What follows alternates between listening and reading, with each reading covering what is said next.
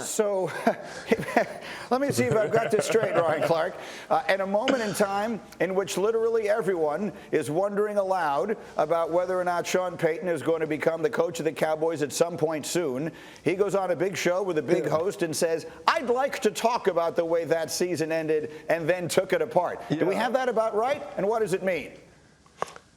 That was just Sean Payton's informal interview for Jerry Jones and Stephen Jones to say, guys, look, if you had me as your head coach, how we would have handled that situation and moved on into the playoffs. I think it's a cool thing when smart people do extremely intelligent things while pretending to be oblivious, right? While acting like no one cares that he has any connection to the Dallas Cowboys, acting like no one will draw any information from this and come up with their own conclusions, and also asking to do this instead of being asked by Dan Patrick. Sean Payton is a Super Bowl winning coach. He's one of the best coaches of this era, and he is not a stupid man. He knew exactly what would come from that, and in 1 year, if the Dallas Cowboys don't win a Super Bowl, I expect Sean Payton to be the next head coach of that team, and I think Sean Payton kind of expects that too.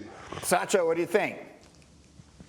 Man, it sounds good, but if you actually watched the interview, you saw that Sean Payton was just trying to get better. He was trying to improve on his technique. He gave an analysis of the last 13 seconds of the Chiefs game. He went a little bit long. He said, okay, give me another chance to do something better. And so Sean Payton, perfectionist, brilliant mind, offensive genius, he said, let me talk this thing through so I can be better on TV. He's about to transition to get paid a lot of money and be able to chill a lot more. And so I don't expect him back anytime soon. Yes, he might still have that itch, but he needs to stay in that booth for as long as he can. All right, that's interesting. That's taking a different direction. Ninkovich, how about you?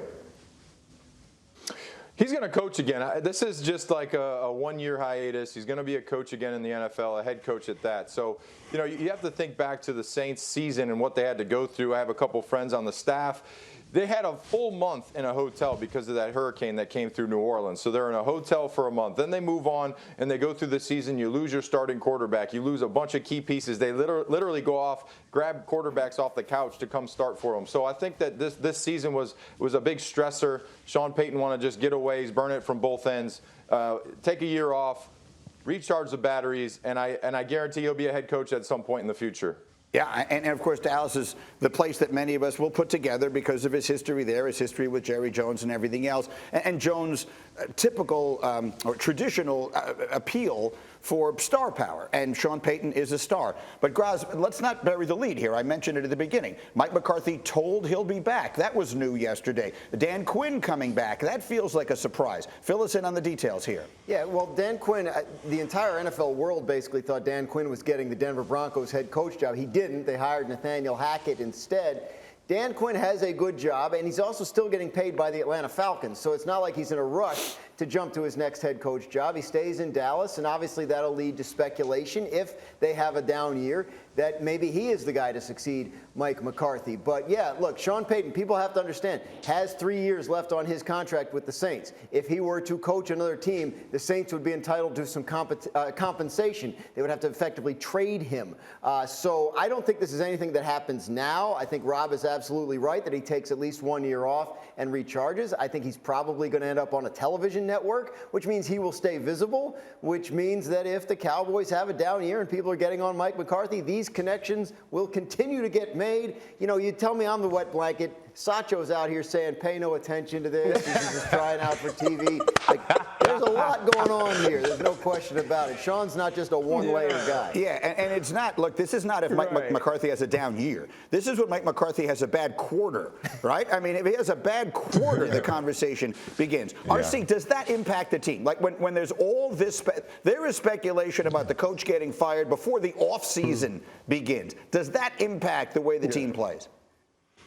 No, it absolutely doesn't. And maybe it affects the way that Mike McCarthy or any coach that would be considered or be in that situation coaches, but it doesn't affect the players in the locker room. You have one job, and that job is to go out and do your job the best you can in order order to help your team win, in order to continue making money in your career. And that's what the dudes in the locker room will be focused on. And listen, they hear it, right? They know, and they understand too that their coach has made mistakes to put them in this position. And so if I'm in that locker room, I'm hoping that some of the pressure, some of the noise changes the ways that Mike McCarthy has worked in Dallas the last 2 years, and it allows us to be a better football team. And the consolation prize to that is, if Mike McCarthy isn't a better coach next year, we get Sean Payton. And so if I'm in the locker room, it's a great day for everybody.